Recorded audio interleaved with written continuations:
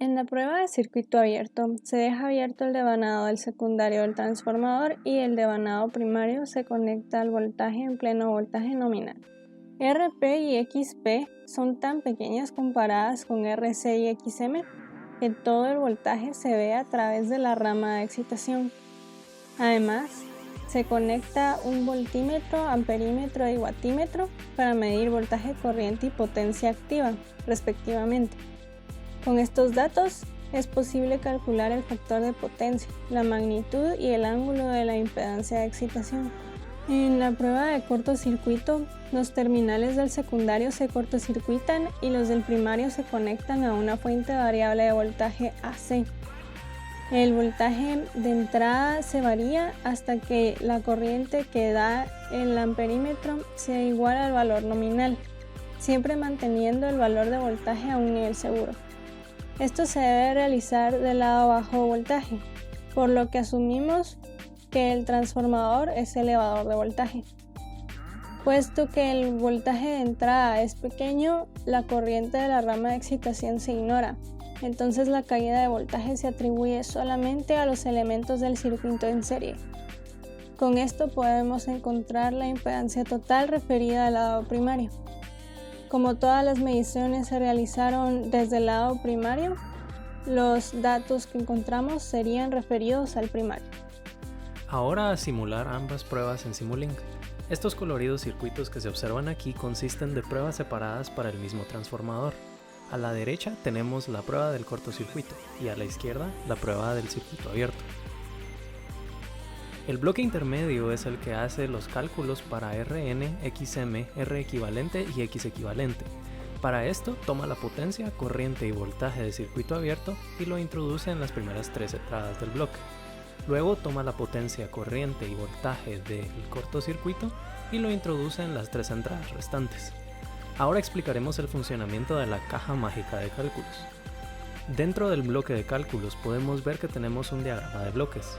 De nuevo podemos ver la potencia, voltaje y corriente de circuito abierto. El diagrama toma el voltaje y la corriente y los multiplica.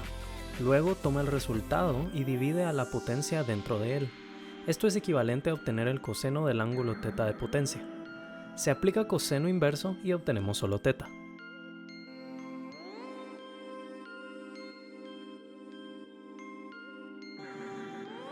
Este es el ángulo de la corriente, entonces se une a la magnitud de la misma como un fasor.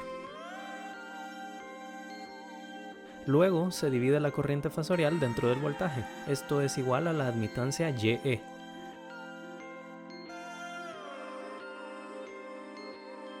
Debemos recordar que la admitancia YE tiene una parte real Gn y una parte imaginaria negativa Bm, recíprocos de la resistencia Rn y la impedancia XM.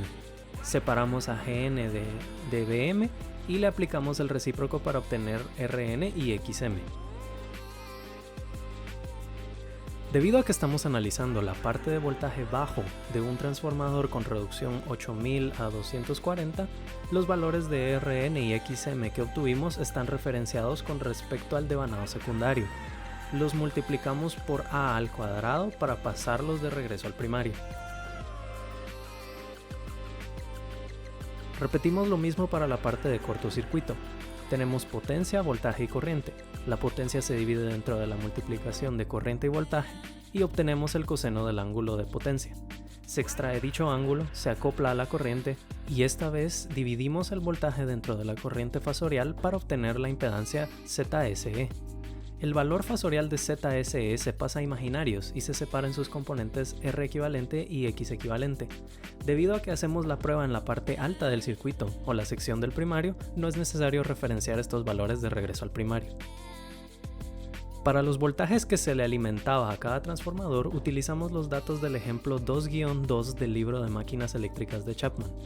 Para el voltaje de cortocircuito utilizamos los de la fuente, 489 voltios. Para circuito abierto utilizamos el voltaje medido en el devanado del secundario. Si queremos 240 voltios en este devanado, introducimos 8000 en la entrada y gracias a la reducción de 8000 a 240 obtendremos 240 a la salida. Al fin, es hora de simular el circuito. A cada transformador le colocamos las mismas especificaciones: reducción 8000 a 240, potencia nominal de 20000 volts-ampere, frecuencia de 60 Hz, resistencia RM de 159K e impedancia XM de 110 ohms. La idea entonces es que la salida de estos bloques de display, en especial los de los valores RN y XM, retornen los valores que le pusimos a los transformadores. Debemos considerar que el transformador de Simulink no pide XM sino LM, que se obtiene al dividir XM dentro de 2pi por la frecuencia. Muy bien, con todo este preámbulo fuera del camino, vamos y presionemos play. Y listo. Los resultados están aquí, y como se puede observar obtuvimos el valor de XN que habíamos colocado antes, 159.4K. Las demás cantidades son muy similares a los resultados del ejemplo 2-2, con un leve error gracias a que la simulación presentada es de carácter discreto. Muchas gracias.